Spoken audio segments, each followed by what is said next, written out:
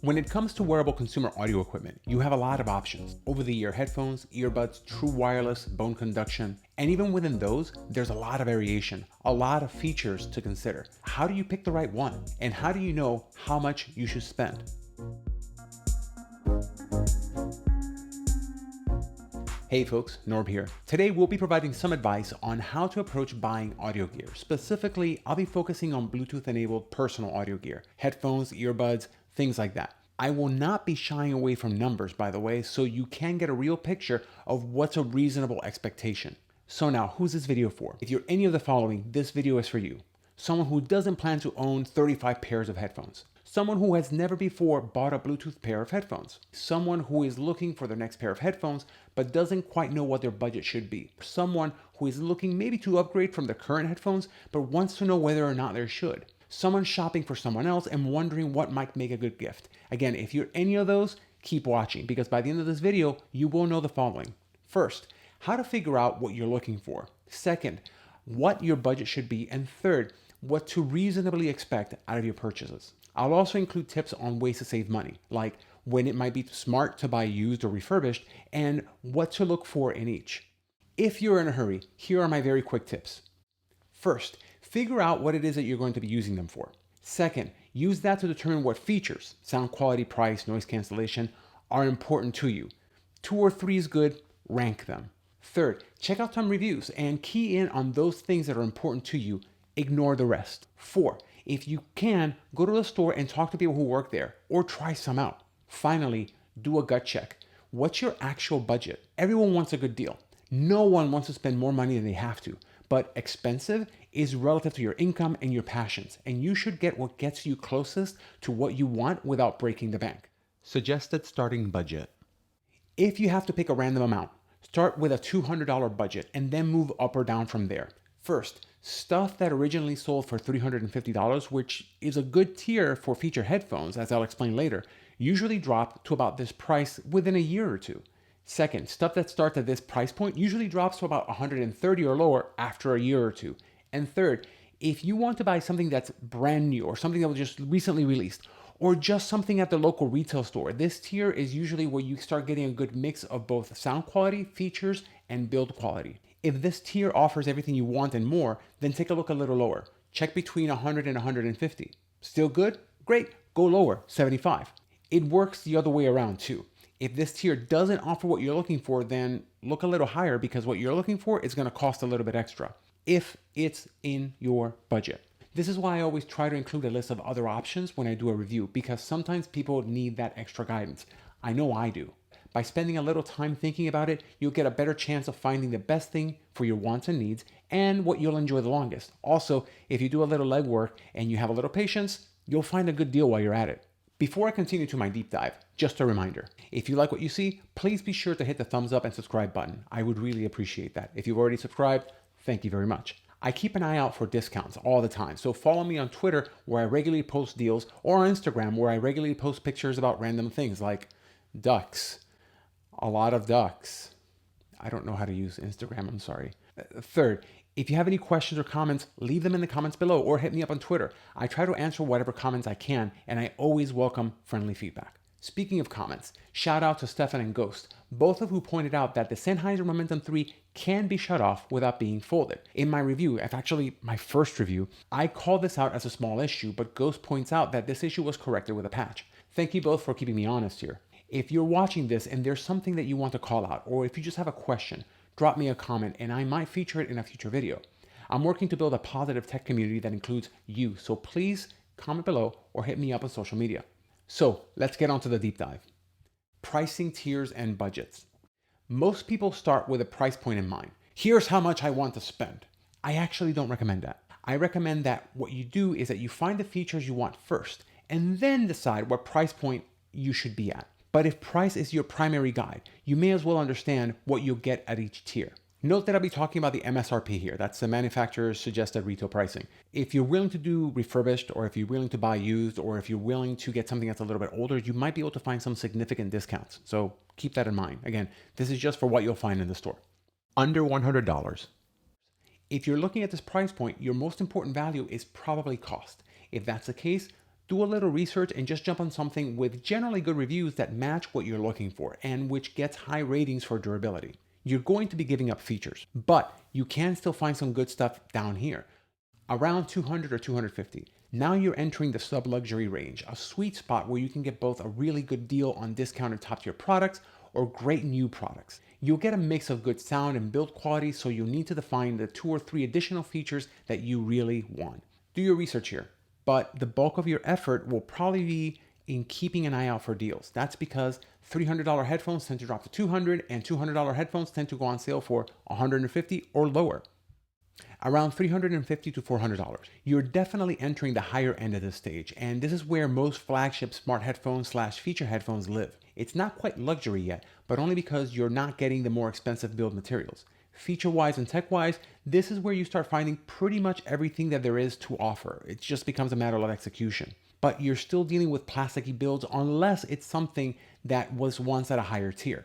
This is usually where things at a higher pricing tiers land when they are officially discounted. The sound quality at this stage is generally on par with things at the next tier, upwards of $600. Welcome to luxury. Materials, feature, sound. The $400 to $600 zone is where you start being able to get pretty much everything that there is to offer, including a great build. It's just a matter of seeing who does the best job at implementing these things. You'll want to spend a lot of time doing research, specifically looking for the best implementations of the most important features to you. Questions to ask yourself. Okay, so now that you know all of that, you're probably asking yourself, so how do I know what I want? I talk a lot about features and we'll get into that later, but this is going to be especially true if you've never really bought this type of device. So let's start with the easy questions. First, let's talk about form factors. Do you want earbuds, over-the-ear headphones, or bone conduction? The most versatile one of these is going to be the true wireless earphones. You'll also see these called TWSs or earbuds. In every case, these are the most versatile and portable for most people. Probably the best choice if you're only going to get one set of headphones, frankly. If you need a lot of versatility, these are going to get you there. If you wear glasses especially, these are probably going to be the best option just because they're going to be the most comfortable. The next option is over-the-ear headphones. Sure, these aren't as compact, but they are a great option for people who don't like sticking things in their ears. They also provide the best overall sound and features, and from a hearing safety perspective, these are probably safer than ear-to-ear options. There's a category I don't usually touch on, and those are the wireless earbuds that aren't true wireless. These are the ones that connect to one another using a cable, for example. They're usually cheaper than true wireless earbuds, but they're also not as compact. Finally, there are bone conduction options. These are perfect for people who need situational awareness. Of the 4 I've mentioned, they offer the lowest sound quality, but they also don't cover your ears or go in your ears, making these arguably the most comfortable. As a group, they're also potentially the least expensive. Now that you think you know what form factor you want, let's think about sound. Remember, good headphones are those headphones that make you want to listen to more stuff. They don't easily exhaust or bore you. So, what will you be listening to? The default answer here is usually music, followed by, well, what genres? But these days, there's all kinds of audio entertainment that you could be using headphones for. Audiobooks, podcasts, video games, movies, a lot of non-music stuff. In some cases, they even serve as low-grade hearing aids. Now, I know everyone wants their headphones to sound good, but good in a quiet room and good at the gym are 2 very different things. What about volume? How loud do they go? Can the headphones be EQ'd? Is their sound signature too bass heavy, muddy, weak in the mids, which is the range where voices live? Do you like bass heavy? What kind of bass? Punchy or rumbling? I'll use myself as an example. First, I listen to at least 40 audiobooks per year. Second, I also spend time listening to an extremely wide range of music, from avant-garde to bossa nova to zydeco. And I love listening for details. It's rare that I watch movies or play video games with my headphones on.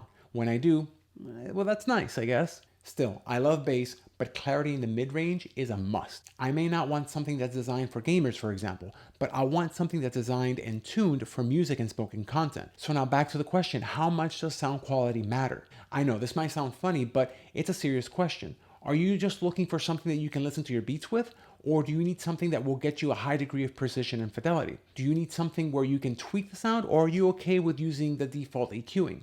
Not everyone needs the best sound quality from their headphones. For example, if all you need is something for audiobooks, then comfort will probably be a lot more important to you than sound. But if you mostly listen to music at home in a quiet environment and you like relishing each note, then yeah, those $600 high-end headsets might be exactly what you're looking for. And even then, best sound quality is highly subjective.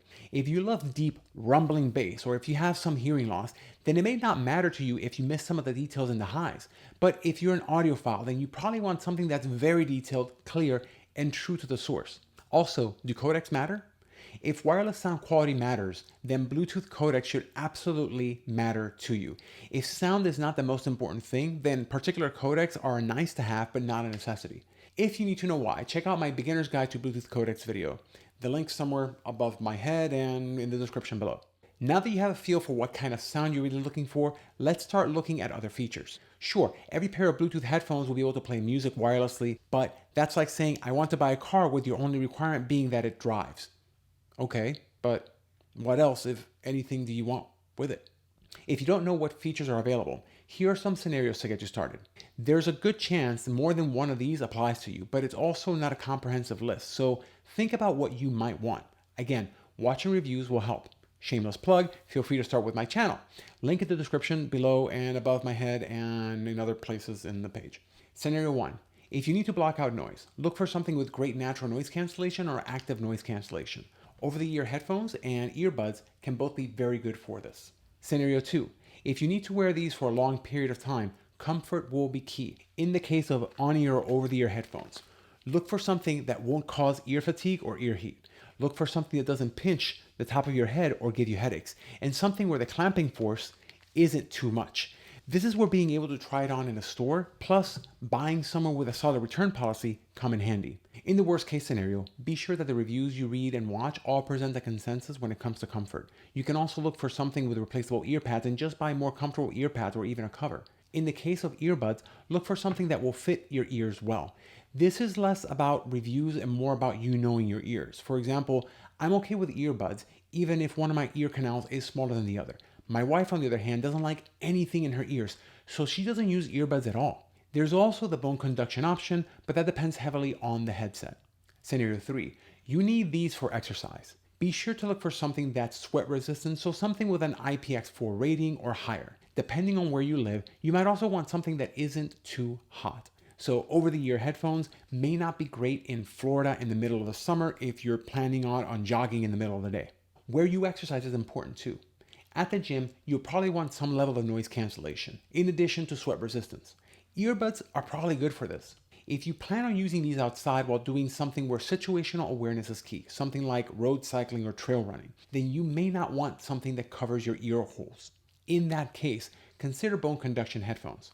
If that's not an option, make sure that whatever you get has a good transparency or environmental audio mode. That's a feature that lets outside sounds in so that you can hear what's going on around you. Remember, it is a very bad idea to have your hearing impaired when you're somewhere where getting run over is a real possibility.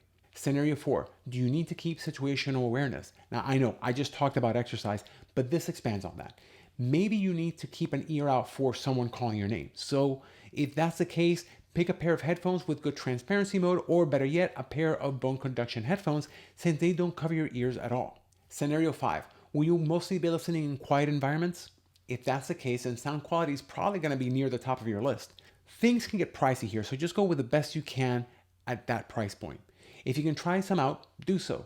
Now, you might see some brands advertising 40mm drivers, and while that's all well and good, more than that goes into the sound, like how the company tunes the headphones or the quality of their Bluetooth components. So that's a factor, but don't let that be the selling point. Finally, what kind of other features do you need? Something that can connect to more than one device at a time? That's usually called multi-point connect or something similar. Something that has loss tracking functionality like Tile or Find My? This might be useful if you travel a lot. And if you're watching movies, do you need any sort of directional sound functionality like spatial audio? Does battery life matter? If I'm on the road a lot, having something with great battery life will be far more important than if I'm listening mostly at home with easy access to a charging cable. Do looks matter? If you plan to wear these in public, or if you just happen to like a particular aesthetic, then looks will have some level of importance to you. It's okay to change your mind as you look for things. The only wrong answer is if you get something you don't like. By now you've defined how you're going to be using them and what features are important to you. This will probably help dictate the price range, so it's time to check out some reviews. Now, as you read and watch reviews, don't just go by what the world says is the best. The best at what? What you want to look at is headphones that are the best at your important features and your preferred price range. This is why I recommend that you first define what you're looking for and then look at your reviews. If you don't do that, you risk being told what you should like instead of finding something that actually fits your need. Now, when you're looking at reviews, read reviews on reputable sites and watch reviewers. Not just the big ones with like 1 million followers, but the little guys with like 7 subscribers and 15 views. By the way, thank you guys for subscribing and I love you all. Because while they may not give you all the specific analyses and numbers, they'll tell you how the product worked for them, why, and how it made them feel. Finally, if you have a shop near you, go to the shop and ask the people who work there. More often than not, they're excellent sources of information, which is why you should, whenever possible, buy local. Okay, so by now, you've done a NORB level of research and might actually be ready to buy something. Money and deals. First and foremost, what you can actually afford is between you and your bank account. I am never going to tell you that you should spend a certain amount. What I will say is that you should not cheap out. And cheap is relative here. If $50 is what you can afford, then $50 is what you can afford, and that's the end of the story. By the way, you can find some excellent stuff at $50, so don't think that I'm knocking it. But if you can reasonably afford $400 and decide to put an arbitrary limit of $50, well then, you're clearly not putting a lot of value into what you're getting, which is fine. I always say you should spend good money on what you love, and what you don't love, don't spend any more than you absolutely have to. You will remember the way something made you feel long after you've forgotten how much it cost. Let me repeat that. You will remember the way something made you feel long after you've forgotten how much it cost. This is why I recommended that you start by looking at what features you want rather than just starting with a dollar figure. I know you want a deal. Everyone does. I'm obsessive about bang for the buck. It is literally why I started this channel. But I need to know what bang means to me before I define what buck does. Especially if you're like me, because what I paid for something very often ties into how I feel about it. Did I pay too much? I feel like crap. Did I get a great deal? Man, that's a story I'm going to tell my grandkids. So while you shouldn't overspend on headphones, you should also not cheap out. With all that said, here are some basic rules of thumb. First, if you want a great deal on a new product, always look for slightly older products. Don't go for the latest and greatest unless there's something you specifically want which is not available in an older product. These older ones frequently go on sale and just drop in price. Don't get trapped into thinking that you need the latest and the greatest.